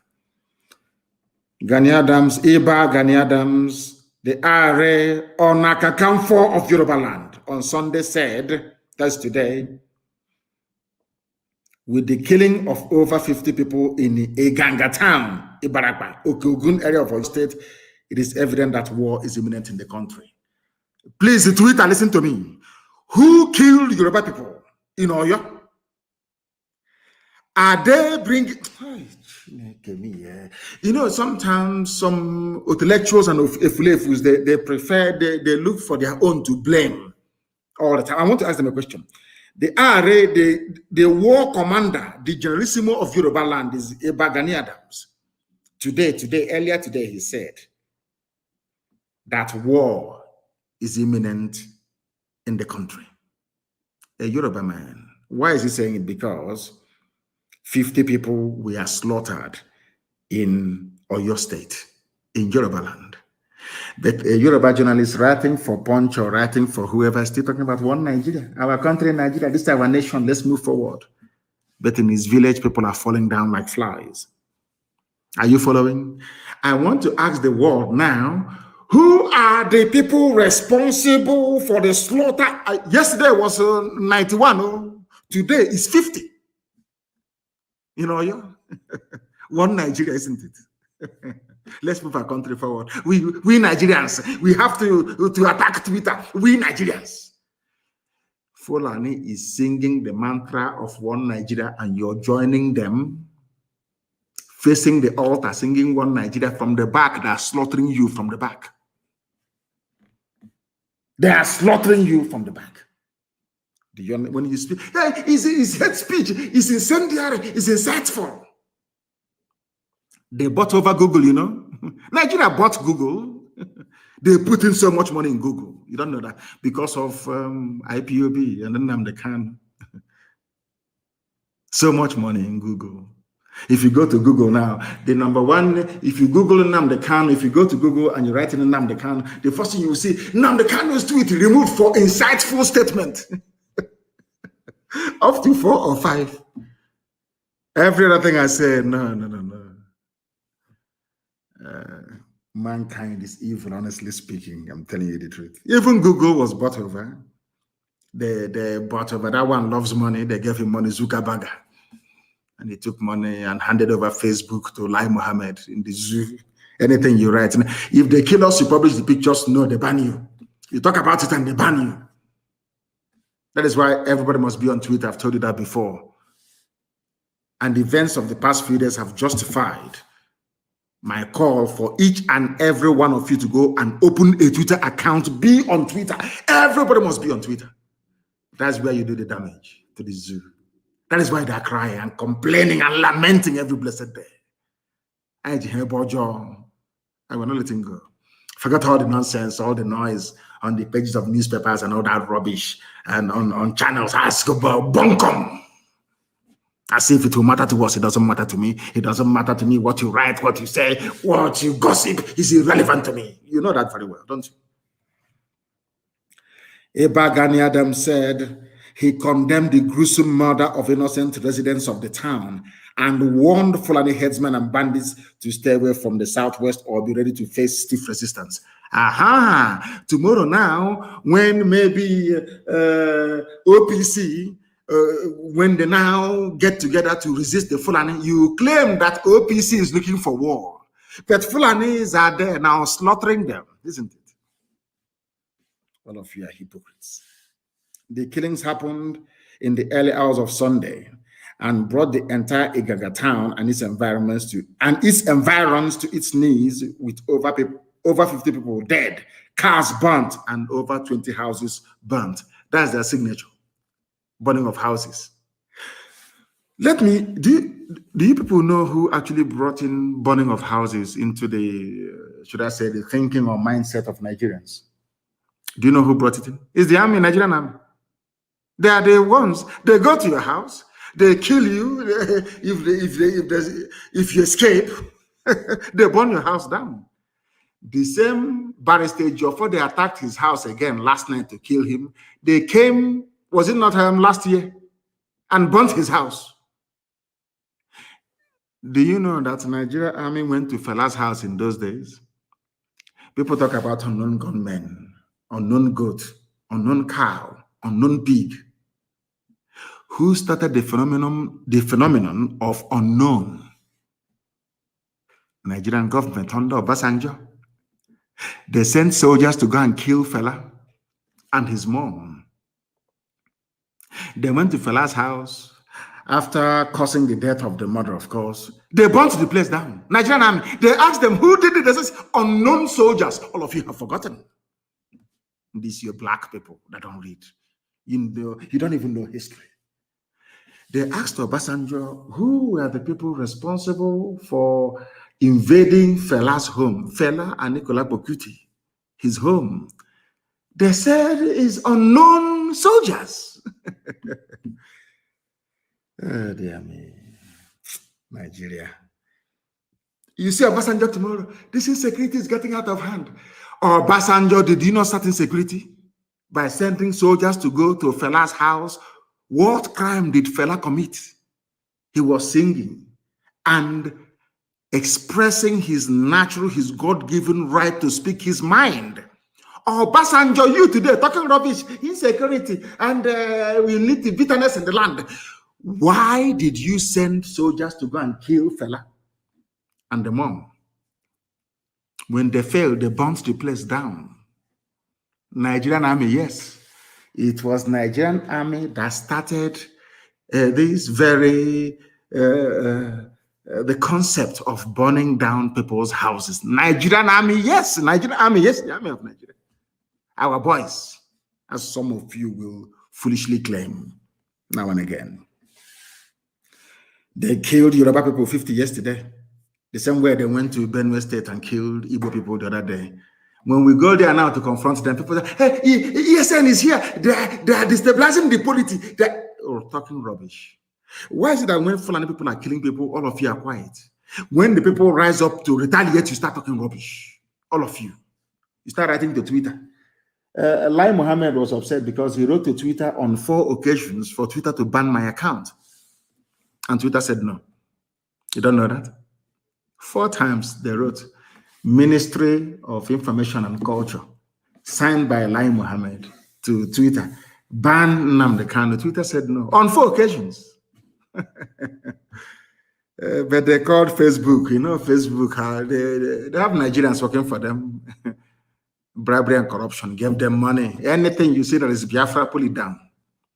And the idiot doing work for Facebook, pulling all Biafran posts down in his village in Ibarak, but they have killed 50 people.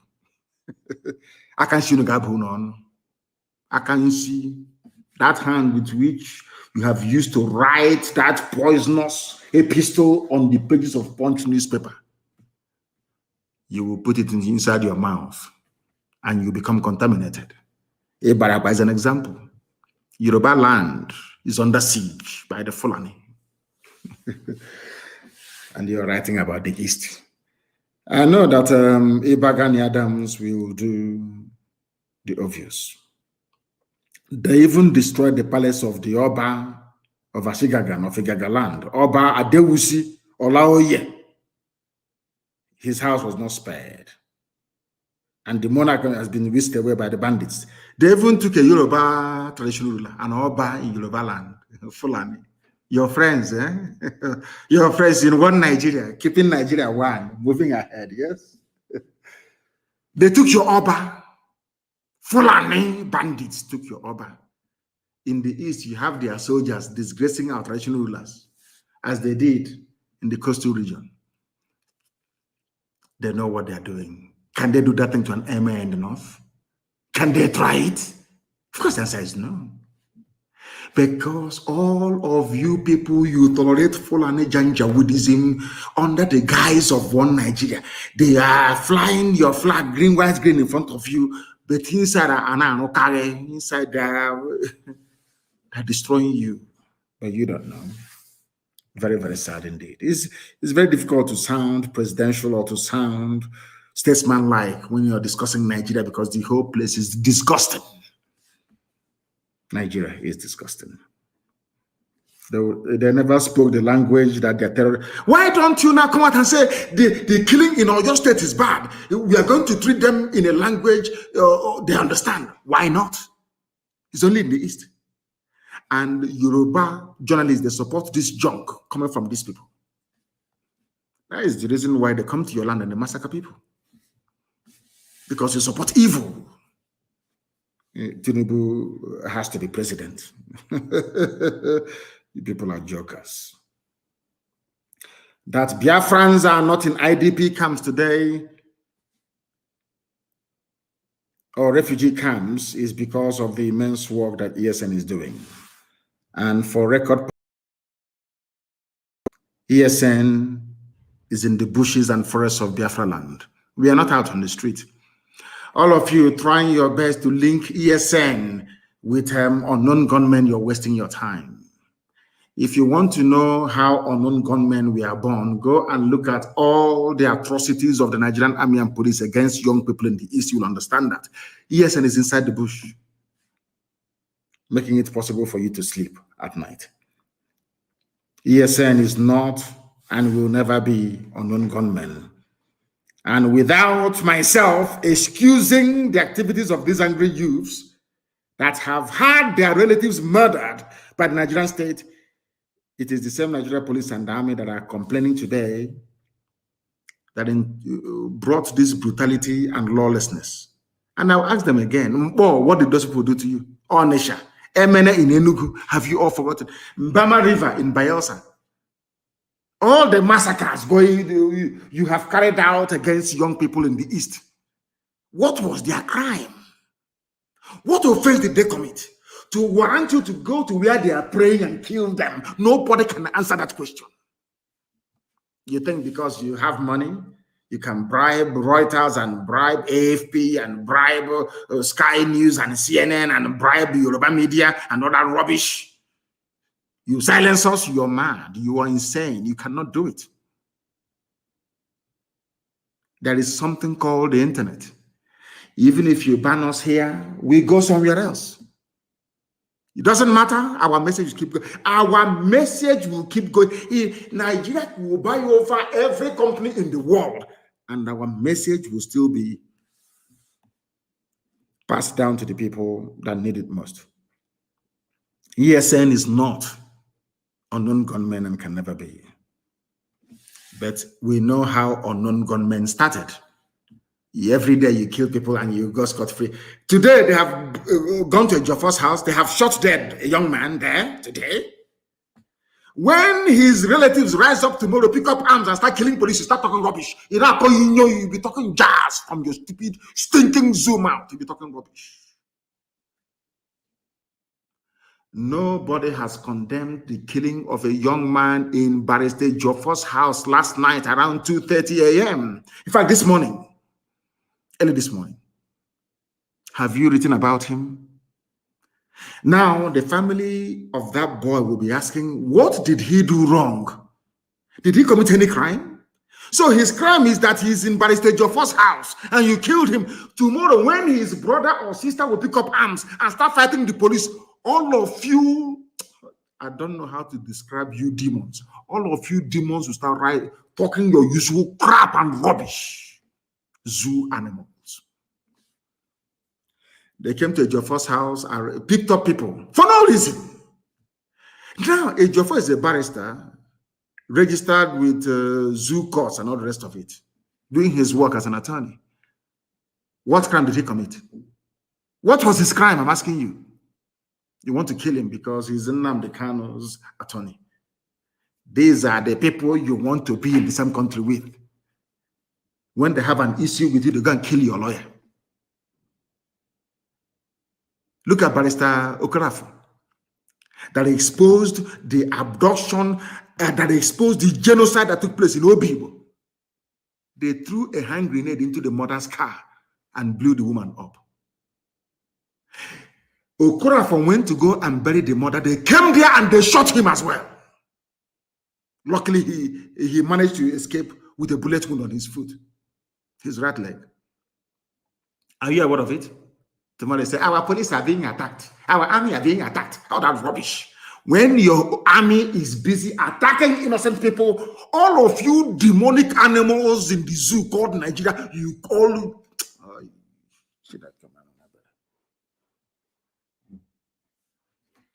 Next time you see Obasanjo, please ask him who brought unknown into the killings in Nigeria. He will tell you he did. Unknown soldiers going to Fela's house. Who bombed Fela's house? Is it Calcutta Republic or whatever it's called? Unknown soldiers under Obasanjo. That's Nigeria for you. They started the insecurity. Fulani, this very regime of nepotism, this regime of backwardness, this feudal regime of mediocrity, they are the ones that started insecurity in Nigeria.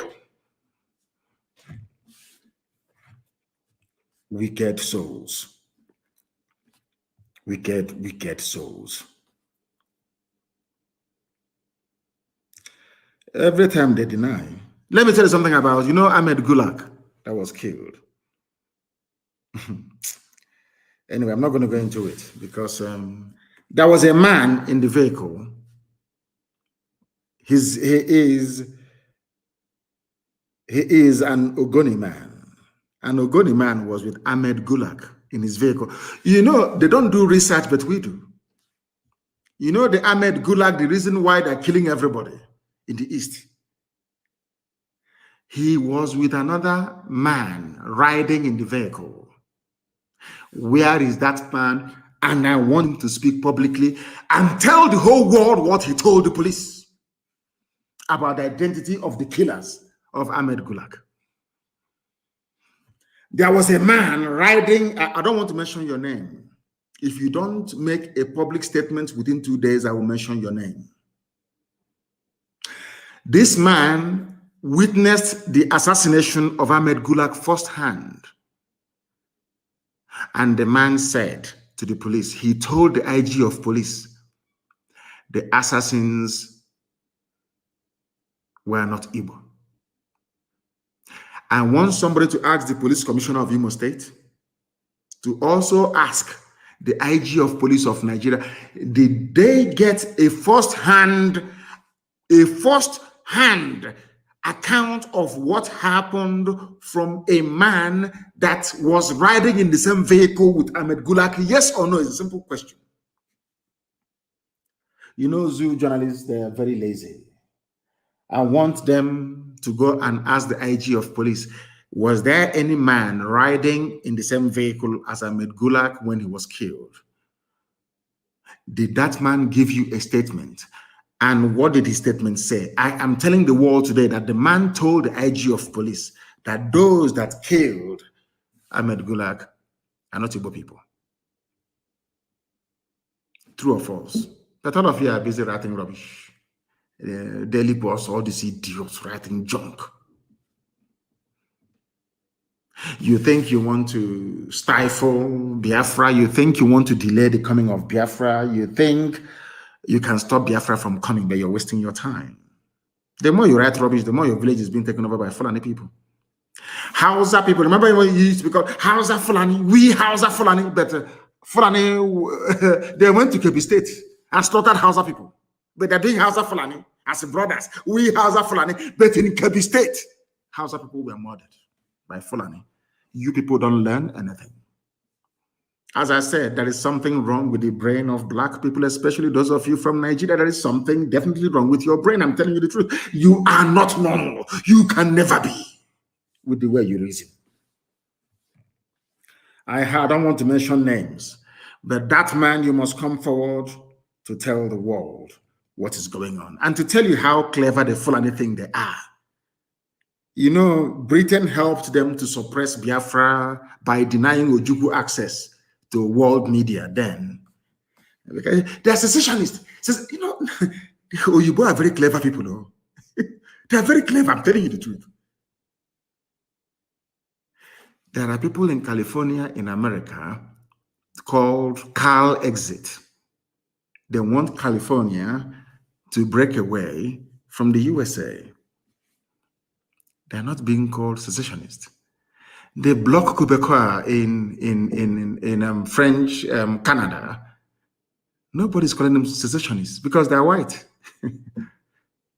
But a white man came to my land and formed a country for me without my consent. And I'm saying to the Oyibo man, Beture, this thing you formed here is not with my consent. I want to leave it. He's saying I'm a secessionist. I should be killed.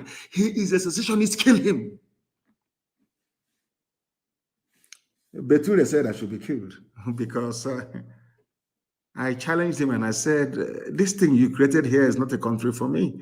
I can't go to Europe to create a country for you, white man. Why must you come to Africa to create a country for me? And give me a very useless name, Nigeria. It doesn't make any sense. In fact, it's a racial slur word. He's telling me you are a secessionist. But Scotland wants to be free from England, and very soon Wales will join. Why is it that Scottish people are not called secessionists and the armies of Britain there slaughtering Scottish people? Why not? And then I realized they are white. That's the way it is. No wonder people put on bleaching cream. Sometimes when you look at black people, you know the way we reason is a bit strange. You can buy one unku cream and add bleach to it and be rubbing it on your body to be white. Because I don't blame them, to be honest with you. I just don't blame them. The way we reason is quite astonishing. Nobody can ask them. Punch newspaper that hardened the Yoruba or Fulani Janjaweed paper can never ask anybody, how come Nicola Sturgeon is not a secessionist? She's not being called a separatist. Why not? After all, IPOB is a peaceful movement. All we asked for was for a referendum, the same thing that Nicola Sturgeon is asking for. But Nicola Sturgeon, a white woman, is I don't know, a Scottish nationalist. But Nnamdi Kanu is not a Biafran nationalist, but a secessionist. Because I was created by a white man. And who are you, black nigger, to say no to what a white man created? Who are you? That's the stage we are in right now. I like Michael Jackson now. I love his music. He was the greatest entertainer in the history of man, the best dancer ever. When Michael Jackson was bleaching his cream and straightening his nose, I didn't blame him. I never did. How can I blame him? With what is black, Monsieur G?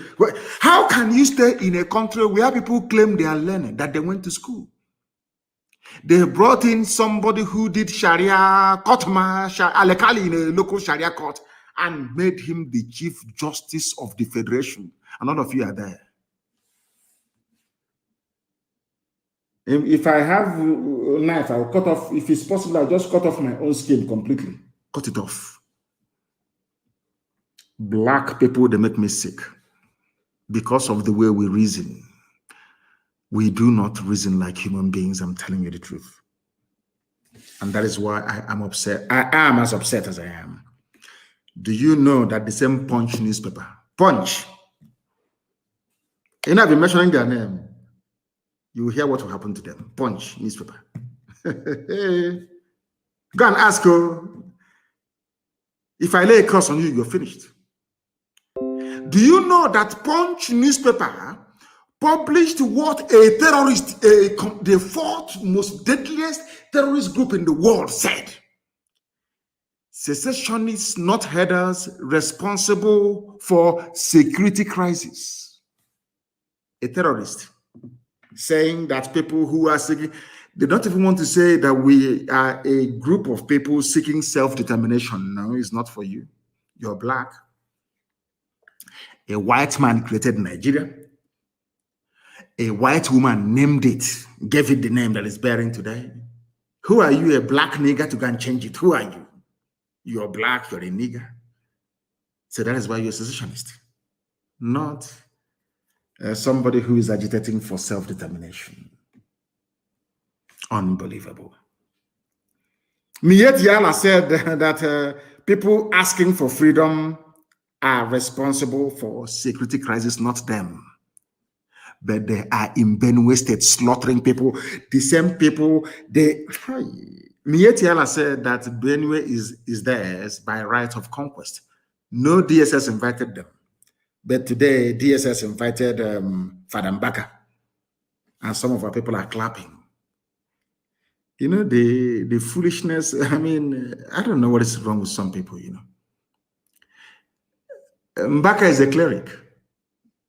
Gumi is a cleric. I won't call him Sheikh because he's not Arab, so I can call him a Sheikh. Gumi is a cleric. Quran, a scholar of the Quran. Gumi can go and sit down with murderers and killers and rapists and discuss with them. Nothing will happen to him. Father Mbaka only criticized the government and they invited him. And that is the type of country that you want me to be in with you people. You must be joking. You must be joking. Our land is under siege because we are in a state of war, undeclared war. And in the coming days and weeks, a state of emergency will be declared in our land because, and I want our people to understand this very, very clearly. I want them to understand this very, very clearly, that a meeting is being held. A meeting is being held or will be held in Owerri or in Enugu in the next few days, on Tuesday. I think they said that their defense minister is coming to address them with some governors and some politicians from the East. Is coming to address them. Very, very sad indeed. And under this very climate, they have declared a state of emergency already because they are killing people. They went to a Jofor's house last night. They are killing people. And it is very, very sad indeed. They're extremely sad that they are killing people in our land. And the so-called powers that be, those they claim, we are leaders, are encouraging them to keep killing. Look at the words of George Obiozo. My goodness. Some people are not even fit to be fathers, talk less of being elders. I'm telling you the truth. Very, very shameful. Very, very shameful indeed. Very, very shameful. I have a very important announcement to make this evening. And if you like, you listen. If you like, don't listen. That is your business. But I must make the announcement anyway. And it is for our young men and women across Biafra land, because right now we are in a state of war in Biafra land. This evening we heard that a Hercules C-130 Air Force plane landed at Simon Bako International Airport, and they brought in more murderers and killers, more terrorists from the Sahel to come into our land to kill us wearing police and army uniform. Any policeman you see on the streets, any soldier you see on the street is a terrorist. And you must approach them the way you would approach any terrorist group in the world. The Nigerian Army and Nigeria Police in the East, they are essentially a terrorist organization, only that they are wearing official state-sanctioned uniform. Now, listen to me carefully. If you are in Anambra State especially, I am advising every young man, woman, boy, or girl to leave Anambra State or to go into the bush. I'm warning you. I warned you during NSAS regarding Obibo. Some of you didn't listen, and today you are in the grave. I'm warning people in Anambra, in the coming days, within the next 48 hours, very heavy rain is going to fall across the entire East. If you're a young person, prepare right now to either go to the bush to join your fellow men or to leave Anambra State completely, because what these people do is that they set up their roadblocks or their checkpoints. Any young person they see, they kill. They abduct you and they kill you. Bend the road, they know my road, they know my head, they're doing the same thing. Every checkpoint, they stop every vehicle. If you're a young man or a young girl with a tattoo on your body, you are dead. And your organs will be hacked off and sold to the British and to Indians. You'll be dead. If you have a tattoo right now on your body anywhere in the East, you might as well start wearing a suit or dressing up like a priest. Because if they see a tattoo on your body, they will kill you. That's what they've been doing.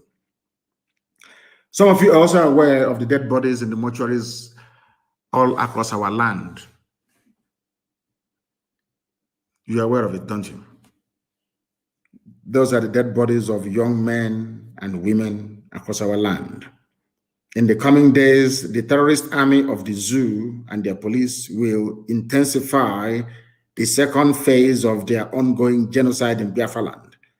Abductions, summary executions, kidnappings, and rape by these Fulani terrorists are on the rise, and do not say I did not warn you. If you're in Anambra, you must leave as a young man or as a woman. Go to a neighboring state if you have to. Things are about to happen in Anambra State. Don't say I did not warn you. All able-bodied men must enter the bush. No more sleeping at night. Some of you are still sleeping in your homes. And I want young men in every village to form a defense force in that very village. Any vehicle in the middle of the night coming to that very village, you disable it. There are many ways to do it. And I will tell you, but not live here on air, to be communicated off air. That is what we must do, because our land is under siege and we must defend it.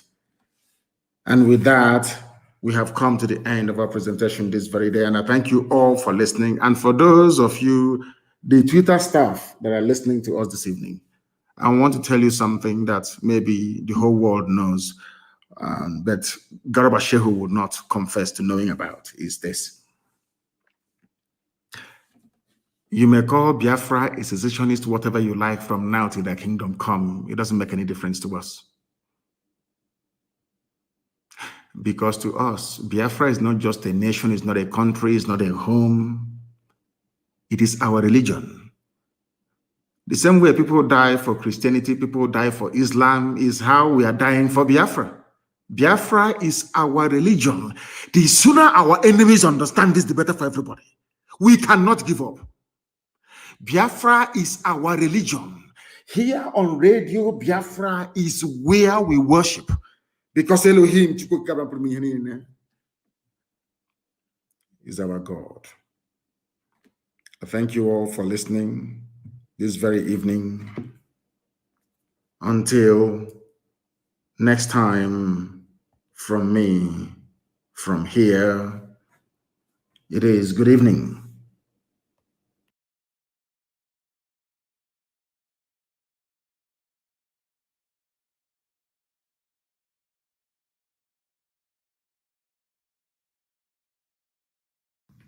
My name is Nnamdi Kanu. I am the leader of the indigenous people of Biafra. That name that strikes fear into the heart of the Fulani Janjaweed. When they hear IPOB, they start having nightmares. I lead that very movement. Movement of the children of light.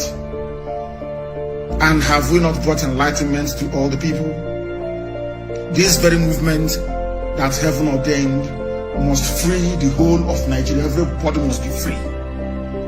And that light, the same way that the sun rises from the east, that light is coming from the east, as always.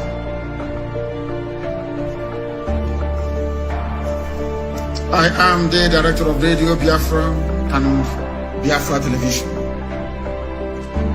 God gave me another assignment this year. It's simple. Not only to serve the wonderful people of Biafra, but also to serve the brave youths of Nigeria. And that is what I'm doing this evening.